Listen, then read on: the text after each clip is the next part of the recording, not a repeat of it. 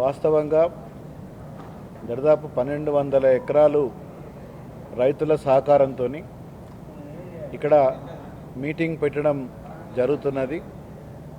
మరి ఇక్కడ మీటింగ్ కూడా అందరి సహాయ సహకారాలతోనే తీసుకోవడం జరుగుతుంది. ఎక్కడ కూడా ఇప్పటివరకు ఎటువంటి ఇబ్బంది జరగలేదు.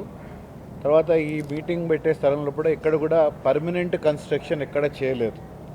పర్మనెంట్ కన్స్ట్రక్షన్ అంటూ ఎక్కడా చేయలేదు. ఇప్పుడు ఏదైనా కానీ ఇక్కడ డాష్ దగ్గర వెట్ మిక్స్ పోసినాం, అది తీసేదే, పెద్ద అది పర్మనెంట్గా ఉండేది కాదు. ఇంకెక్కడైనా కానీ ప్రజలు అల్కగా వచ్చిన వాళ్ళు, మా కార్యకర్తలు కానీ లేకపోతే ఈ మీటింగ్ వచ్చిన వాళ్ళు ఈజీగా నడుచుకుంటూ వస్తానికి ఎక్కడెక్కడైతే మేము కొద్ది గొప్ప మొరం పోసినామో మళ్ళీ మీటింగ్ అయిపోయిన తర్వాత మొరం తీసేస్తామని కూడా చెప్పడం జరిగింది. ఏ రైతు దగ్గరికి వెళ్ళి కూడా ఎక్కడికి వెళ్ళి కూడా ఏం అబ్జెక్షన్ అయితే ఇప్పటివరకు మాకు రాలేదు. అటువంటిది సమస్య ఏమైనా వచ్చినా కానీ తప్పకుండా మేము రైతులకు ఇబ్బంది కాకుండా, ఎటువంటి కష్టాలు కాకుండా తప్పకుండా చేస్తామని కూడా మీకు తెలియజేస్తున్నాం. లోకల్గా నా రెస్పాన్సిబిలిటీ ఉంటుంది కాబట్టి నేను మొదలే రైతులకు చెప్పడం జరిగింది. ఎటువంటి ఇబ్బంది కూడా ఏ రైతు కూడా జరగకూడదని చెప్పి మొదలే మేము చెప్పడం జరిగింది. అదేవిధంగా వాళ్ళందరూ కూడా సహకరించి ముందుకు వచ్చి మరి మాకు ఈ మీటింగ్ చేసుకోవడానికి వారు ఇవ్వడం జరిగింది. మరి ఇంతకుముందు ఇంకొక విషయం కూడా ఏంటంటే ఏదో కాలువలు పూడ్చినాము, ఇంకేదో చేసినామని చెప్పిన వాస్తవంగా అది పోయలేదు. జస్ట్ నడుస్తానికి తీసేసి మళ్ళీ మీటింగ్ కానీ వెంటనే అవి తీసేస్తానికే మేము ప్రిపేర్ అయినాం తప్ప ఎటువంటి ఎవరికి కూడా అసౌకర్యం చేస్తానికి కూడా మేము ముందుకు వెళ్తలేమని కూడా మీ అందరికీ తెలియజేస్తున్నాను.